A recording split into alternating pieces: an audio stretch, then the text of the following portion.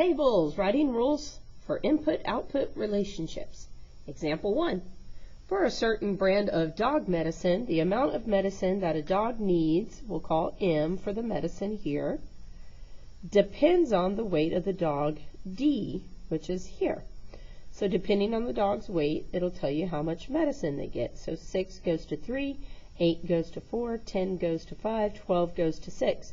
So what I'm seeing is as we go from weight to medicine, it's getting to be a smaller number. Now if it's a smaller number, one of two things is happening. Either you're subtracting or you're dividing. And here the relationship to get from 6 to 3, 8 to 4, 10 to 5 is to divide by 2. So in the process column, we show our work. 6 divided by 2 is 3. 8 divided by 2 is 4. 10 divided by 2 is 5. And 12 divided by 2 is 6. So this sets up the rule for the entire situation. Whatever the dog's weight is, we'll call that D. We're going to divide it by 2, and that's going to give us M, the medicine.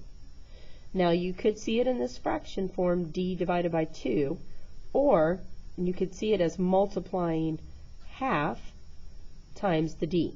Half of the dog's weight is the medicine. Half of 10 is 5, half of 12 is 6, and so on. So you could see either one of these ways. Now, on the equation, that comes from this section here where we find the rule. All of the M's for the medicine is going to equal the dog's weight, D, divided by 2, or 1/2 times D. So where we used to have the X and the Y, they can also replace it with other letters, like the D and the M for dogs and medicine. So in the verbal description, how we want to say this is by using this fraction. The value of M, all of these M's, are 1/2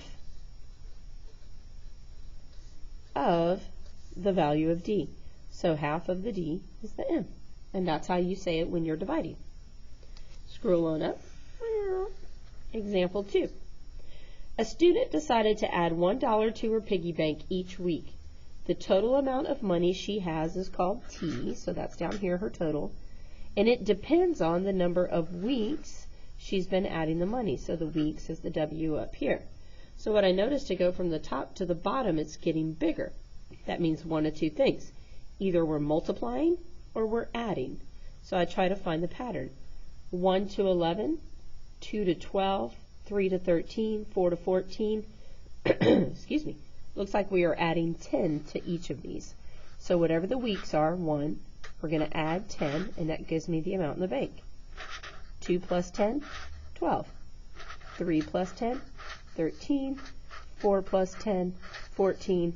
Whatever the weeks are, W, plus 10 is going to give me the total. And then from this column, where we find the rule, we can make the equation. Instead of an X and a Y, they're using a W and a T. And you can say it like this.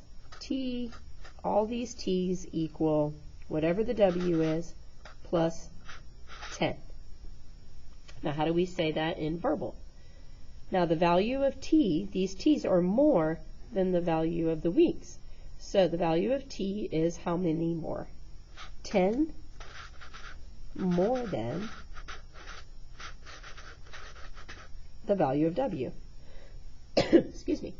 All of the T's are 10 more than the value of W. And that's how you write the verbal. Now if it was subtracting, we would say less than. Clip. Okay. For each table, write the equation that represents the relationship shown in the table and determine if that relationship is additive or multiplicative.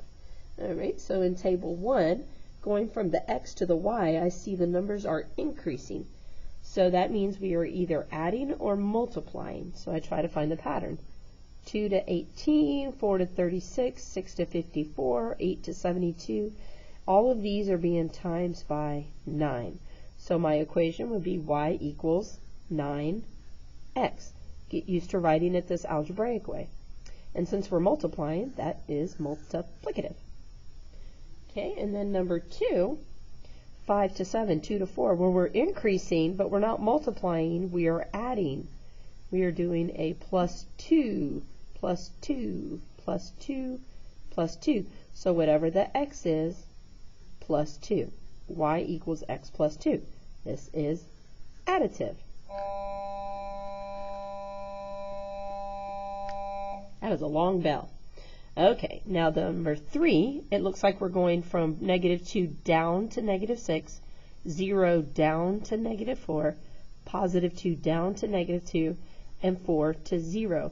So we're dropping to get from the x to the y. We're going down 4 each time, so take the x minus 4, and that's what the y equals, x minus 4. This is also additive, and I was asking students, how come subtracting is called additive? And they said, well, if you LCO, leave it, change it, opposite, subtraction is the same thing as, leave it, change the minus to a plus, opposite of 4, -4. Subtracting is the same thing as adding a negative, which makes it additive. Okay, number 4. Ooh, I see 0, 0. That automatically tells me it's multiplicative. But how do I get from 4 to 1, 8 to 2, and 12 to 3? Since we're going lower, we're dividing, and we are going to be dividing by 4. So all the y's equal x divided by 4. Well, then how is division called multiplicative? Well, dividing by 4 is the same exact thing as taking 1/4 times the x. So division is just like multiplying by a fraction. Bada bing, bada boom. Number 5. Kelsey recorded her swimming pace on the table below. The number of laps she swims is called L. That's right here. There's her laps. And it's determined by the number of hours she has spent swimming, H. So here's the H. So for 1 hour, 200 laps. Wow. 2 hours, 400. 3 hours, 600. 4 hours, 800. I can automatically see this is definitely multiplicative, so I can get rid of A and I can get rid of C. Now, am I taking L equals 200 times H or H equals 200 times L? And a lot of people see it right away, but if you don't see it right away, what you can do is take these numbers from the table, 1 for the H, 200 for the L, and plug them in. 200 for the L, 1 for the H. 1 for the H, 200 for the L. And then see which one makes sense. Does 200 times 200 equal 1? No. Does 200 times 1 equal 200? Yes.